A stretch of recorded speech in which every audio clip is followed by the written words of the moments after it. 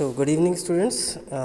Business environment की आज की इस क्लास में आप सब बच्चों का स्वागत है। जैसा कि आप सभी को पता है कि हम लोग यूनिट नंबर 5 और अपन जो पढ़ रहे थे लास्ट लेक्चर में वो था हमारा ग्रीन मार्केटिंग इनिशिएटिव। तो उसी टॉपिक को आज हम थोड़ा सा आगे बढ़ाएंगे। तो ग्रीन मार्केटिंग हमने पढ़ा था कि जब भी कोई कंपनी जो है अपने प्रोडक्ट और मार्केटिंग जिसके अंदर वो एनवायरमेंटल सेफली और एनवायरनमेंट प्रोटेक्शन की बात कर रही है तो वहाँ पे वो ग्रीन मार्केटिंग की स्ट्रेटजी को यूज़ कर रही है।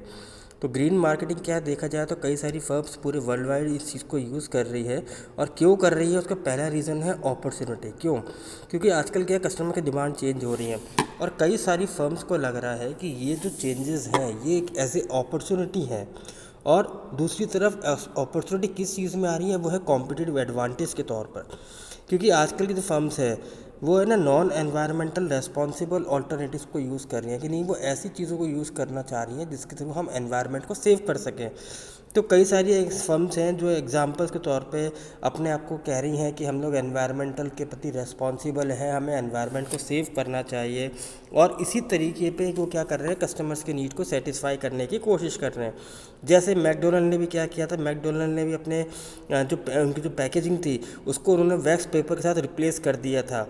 तो और सर्फ डिटर्जेंट जो पाउडर था उन्होंने भी अपने आप को एडवर्टाइजमेंट में कहा कि टू बकेट पानी हमें रोज़ बचाना है। तो ऐसे ही कई सारी कंपनीज़ हैं जो अपने अपने कैंपेन चला रही हैं, अपने आप को एनवायरमेंटल के लिए रेस्पॉन्सिबल बता रही हैं। ऐसे ही जो एलजी के प्रोडक्ट्स हैं, जो एनर्जी है, एलजी अपने मैक्सिमम प्रोडक्ट्स में अंदर एनर्जी सेविंग जो है वो यूज़ करती है as a green marketing strategy के अंतर्गत। इसके अलावा हमने देखा है बहुत सारी बिल्डिंग्स होती हैं जो ग्रीन उसमें होती हैं, जो कि एनर्जी, वाटर और जो उनका कंस्ट्रक्शन मटेरियल है वो एनवायरनमेंट के को सेव करने के लिए या एनवायरनमेंट को पॉल्यूट होने से बचाने के लिए वो लोग यूज़ करते हैं। और इन मटेरियल से वो ये शो करते हैं कि ये जो है पब्लिक की हेल्थ और एनवायरनमेंट के लिए जो उनकी रिस्पॉन्सिबिलिटी है उन सब चीज़ों को वो लोग अपने इस कैंपेन के अंदर डिफाइन करते हैं। तो जैसे इंडिया के अंदर भी देखिए ग्रीन बिल्डिंग मूवमेंट है। इसके अलावा जो कॉन्फेडरेशन ऑफ इंडियन इंडस्ट्री है उन्होंने गोदरेज ग्रीन बिजनेसेस चल रहा है सेंटर, जिन्होंने किया था कि लास्ट फ्यू ईयर्स में अपने जो 2003 के अंदर था उन्होंने 20,000 स्क्वायर फीट एरिया के अंदर उन्होंने अपने फुटप्रिंट के तौर पे उन्होंने अपना स्टैब्लिश किया था। ज़ेरॉक्स जो है वो अपने यहाँ high quality recycle photocopier paper जो है वो उसकी बात करते हैं। दूसरी जो रीज़न समझ में आता है इन कंपनीज़ के द्वारा वो आता है गवर्नमेंट का प्रेशर। देखिए मार्केटिंग जो है बहुत सारी एक्टिविटीज़ के संदर्भ में की जा रही है। गवर्नमेंट जो है वो कंज्यूमर, सोसाइटी, एनवायरनमेंट सबको सेव करना चाहती है। तो इन सब के साथ साथ क्या है, ग्रीन मार्केटिंग का जो टर्म है वो बहुत जल्दी स्प्रेड हो रहा है।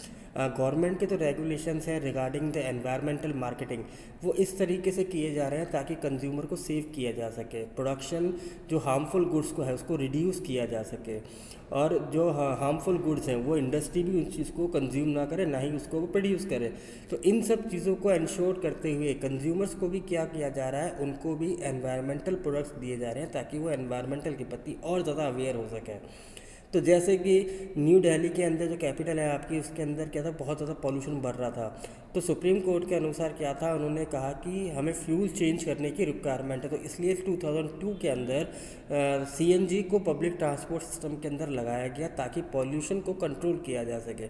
ऐसे ही इसके अलावा बहुत सारे गवर्नमेंट रेगुलेशंस बनाए गए हैं ताकि गवर्नमेंट क्या करे, गाइडलाइंस देती रहती है ताकि एनवायरमेंटल को पॉल्यूशन होने से बचाया जा सके। जैसे वो अपने आप को ग्रीन मार्केटिंग क्लेम्स के अंदर कर सकते हैं। तो ऐसे ही Australian trade practices commission TPC जिन्होंने कहा था कि environmental claim in marketing a guideline, तो यूएस फेडरल कमीशन के अंदर किया था, उन्होंने इस एनवायरमेंटल मार्केटिंग क्लेम के बारे में बताया था और यहाँ कुछ रेगुलेशन सजेस्ट किए थे जो कि national association of attorney general के थ्रू पारित किए गए। ये जो रेगुलेशन थे ये इस तरीके से डिज़ाइन किए गए थे जो कि कंज्यूमर्स के लिए को अप्रोप्रिएट इन्फॉर्मेशन दे सकें और इसके अलावा वो अपने जितने भी कंपनीज एनवायरमेंटल क्लेम के रिगार्डिंग कैंपेन कर रही हैं उसको वो इवेलुएट कर सकें। अनदर फोर्थ जो समझ में आता है वो एनवायरमेंटल मार्केटिंग एरिया, जो कि फर्म डिज़ाइन करती हैं ताकि वो अपने आप को कॉम्पिटिटिव एडवांटेज के तौर पे एक एज पे रख सकें। कई सारी फर्म्स जो है ये ऑब्जर्व करती हैं कि जो कॉम्पिटिटर्स हैं उनके वो एनवायरमेंटल बिहेवियर के रिगार्डिंग अटैम्प्ट कर रहे हैं किस चीज़ को, कि हम लोग एनवायरमेंट के प्रति रेस्पॉन्सिबल हैं और उस बिहेवियर को वो लोग इनकैच करने की कोशिश कर रहे हैं। तो कई जगहों पे इंस्टेंसेस पे देखा गया कि ये जो कॉम्पिटिटिव प्रेशर है, जो ये कॉम्पिटिटर्स यूज़ कर रहे हैं अपनी मार्केटिंग स्ट्रेटेजी, तो अदर कॉम्पिटिटर, अदर फर्म्स भी इस चीज़ को यूज़ करने लग गई हैं। यदि हम ये देखें कि इसके अलावा जो और सोशल रेस्पॉन्सिबिलिटी, कई फर्म्स ऐसी हैं जो कि बिगनिंग में रियलाइज़ कर रहे थे कि जो है वो कम्युनिटी के प्रति रेस्पॉन्सिबल है और उनको जो है एनवायरमेंटल रेस्पॉन्सिबिलिटी के लिए अपने आप को बिहेव को शो करना पड़ता है। तो ये जो ट्रांसलेशन जो फर्म्स के अंदर आया, ये इस चीज़ का विश्वास दिलाने के लिए है कि हम लोग जो ये एक्टिविटीज़ कर रहे हैं, जो ये प्रोडक्ट्स बना रहे हैं, ये सब एनवायरमेंटल रेस्पॉन्सिबिलिटी के अंदर आ रहे हैं। और ये एनवायरमेंटल इश्यूज़ जो हैं ये अब कॉरपोरेट कल्चर का रूप धीरे धीरे लिए जा रहा है।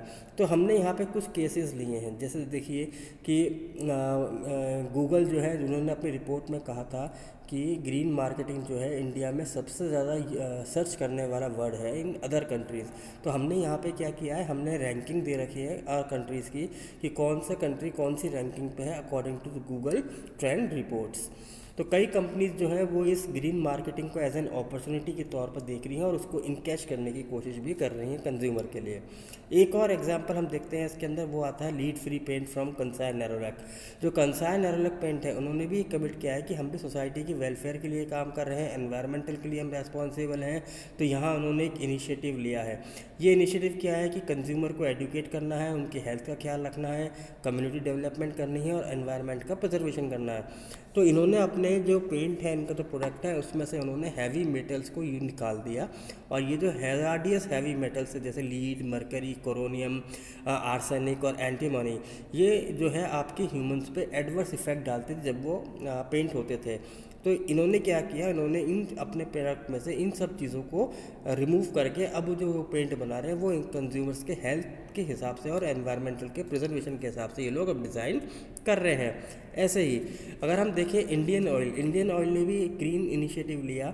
इंडियन ऑयल ने क्या कहा कि उन्होंने 2010 के अंदर यूरो 4 से चलने वाली गाड़ी, खैर अब तो यूरो 6 आ गया, पर यूरो 4 से चलने वाली गाड़ी के लिए उन्होंने क्या किया, इम्प्लीमेंट किया, जिसके लिए उन्होंने 7,000 करोड़ रुपीज़ का इन्वेस्टमेंट किया अपनी रिफाइनरी में। इसके अलावा जो motor spirit quality improvement unit है जो कि मथुरा में है, उन्होंने वहाँ पे भी और ज़्यादा रिफाइनरीज लगाया ताकि और अच्छा प्रोडक्ट जो ये ऑयल है ये कंज्यूमर को गाड़ियों के अंदर मिले। डीजल की क्वालिटी को इम्प्रूवमेंट करने के लिए भी इंडियन ऑयल ने अपने यहाँ रिफाइनरीज लगाई हैं। जो उनका R&D सेंटर है इंडियन ऑयल का, ये भी अब eco friendly biodegradable lube formulation के तौर पे वो लोग अब उस पर रिसर्च कर रहे थे। ऐसे ही जो सेंटर्स हैं इनके, इन्होंने ISO 14000 1996 के तहत एनवायरमेंटल प्रोटेक्शन के रिगार्डिंग इन्होंने ये सर्टिफिकेशन भी ले लिया है। अगर हम देखें कि ऐसे ही एक एग्जांपल हमें नज़र आया जहाँ पे जो ये थाई गराजा स्टेडियम है, जो कि एक रेजिडेंशियल कॉलोनी है behind the famous INA market जो कि है, और यहाँ पे जो है उन्होंने ये जो यूनियन स्पोर्ट्स मिनिस्टर थे MS गिल उस वक्त के, और जो चीफ मिनिस्टर थी शीला दीक्षित, उन्होंने उस पर एक नया ग्रीन स्टेडियम के तौर पे उन्होंने स्टेडियम तैयार किया है इंडिया दिल्ली में। और ये जो कंसेप्ट है इस पूरे स्टेडियम का, ये है इको फ्रेंडली मटेरियल से बनाया हुआ स्टेडियम। ऐसे ही अगर हम देखिए कि आजकल बहुत सारे रिक्शा आपको नज़र आते हैं, और ये जो रिक्शा है ये क्या है, नॉर्मली जो कॉमनवेल्थ गेम्स हैं इनमें जब ये शुरू हुए थे इंडिया में, जब दिल्ली में हो रहे थे, तब यहाँ पे ये इको फ्रेंडली रिक्शास को इन्होंने चलाया गया ताकि थोड़ा सा एनवायरनमेंटल को और सेफ किया जा सके, क्योंकि यहाँ पे ये बैटरी ऑपरेटेड रिक्शास थे। ऐसे ही विप्रो ने भी ग्रीन इट का एक कैंपेन चलाया था। विप्रो ने भी क्या किया कि उन्होंने अपने कल को यानी फ्यूचर को प्रेडिक्ट करते हुए बताया कि कैसे हम अपने कॉस्ट को रिड्यूस कर सकते हैं, और इन्होंने अपने कार्बन फुटप्रिंट्स को और ज़्यादा एफिशिएंटली बनाने की कोशिश करी ताकि फ्यूचर को और अच्छा एनवायरमेंटल प्रोटेक्शन दे सके। विप्रो ने ग्रीन मशीन्स को भी बनाया। तो विप्रो इन्फोटेक ने वो फर्स्ट कंपनी थी जिन्होंने एनवायरमेंटल फ्रेंडली कंप्यूटर पेरिफेरल्स को डिज़ाइन किया। तो पहली बार इंडियन मार्केट में क्या हुआ, विप्रो ने एक न्यू रेंज स्टार्ट की थी डेस्कटॉप्स के और लैपटॉप्स के, जिसको कहा जा रहा था विप्रो ग्रीनवेयर। ये जो प्रोडक्ट्स थे ये इनके अंदर हजार्डियस सब्सटेंसेस को इस्तेमाल नहीं किया गया था। ऐसे ही अगरतला के अंदर फर्स्ट ग्रीन सिटी बनाया गया। त्रिपुरा के अंदर जो ही है कि वहाँ त्रिपुरा में एक जगह है अगरतला, वहाँ पे इन्होंने एक सिटी बनाया है जो कि नेचुरल गैसेस के तौर पे रन हो रहा है, चल रहा है। वहाँ पे मैक्सिमम चीज़ें हैं ये नेचुरल गैसेस के थ्रू यूज़ में की जा रही हैं। तो ये जॉइंट वेंचर है गेल और Tripura natural gas company limited के बीच में, जिन्होंने ये क्या बताया कि इन्होंने यहाँ पे जो सीएनजी है वो अवेलेबल है किसके लिए, ताकि आप इलेक्ट्रिसिटी यूज़ कर सकें, पेट्रोल और डीजल। तो जो भी मशीनरी यूज़ की जा रही थी इन पेट्रोल डीजल के थ्रू, वहाँ पे उन्होंने सीएनजी का इस्तेमाल किया। और जो ये थे Tripura natural gas company limited के जो चेयरमैन थे पवित्र कार, उन्होंने ये बताया कि जो ये कंपनी है बहुत जल्दी पीएनजी कनेक्शंस को देगी, किनको 10,000 न्यू कस्टमर्स को। और इसकी तरह अगरतला जो है फर्स्ट इंडिया सिटी बना जो कि ग्रीन सिटी के तौर पे डेवलप किया जा रहा है। ऐसे ही और हमें एग्जांपल नज़र आते हैं गोइंग ग्रीन, जो कि टाटाज़ ने यूज़ किया। तो इसमें उन्होंने क्या किया कि इन्होंने इको फ्रेंडली शोरूम, जिसके अंदर जो नेचुरल चीज़ों से बना हुआ मटेरियल था और लाइट जो थी वो एनर्जी सेविंग के हिसाब से उन्होंने डिज़ाइन करे। तो टाटा मोटर ने अपने इस प्रोजेक्ट में क्या कहा कि जैसे इनके इंडियन होटल्स कंपनी है जो कि ताज चेन के अंदर आती है, इसके अंदर भी इन्होंने इको रूम्स डिज़ाइन किए, energy efficient mini bar, organic bed और नैपकिन जो कि रिसाइकिल पेपर से तैयार किए जाते हैं, वो सारे आइटम्स उन्होंने अपने होटल के अंदर यूज़ करने शुरू किए। ऐसे ही एक की इल्यूमिनेशन बताया गया कि जो रूम्स हैं उनके अंदर CFL और LEDs थी, जो कि 5% of total room set at Taj hotel vote a kick eco room design. तो इनसे थोड़े सस्ते और ज़्यादा अच्छे इन्होंने इको रूम डिज़ाइन किए थे। और इसके अलावा देखिए कि एक बहुत अच्छा इंटरेस्टिंग इनोवेशन इन्होंने अपने यहाँ पे किया है, ताज ग्रीन कोव जो कोवलम है वहाँ पे उन्होंने जो भी वेस्ट जनरेटेड है, जो भी कुकिंग से रिक्वायरमेंट जो वेस्ट जनरेट हो रहा है, उससे ये लोग क्या कर रहे हैं, खाने को कुक कर रहे हैं, बना रहे हैं। तो आई होप बच्चों कि आपको ये टॉपिक समझ में आया होगा। Thank you very much.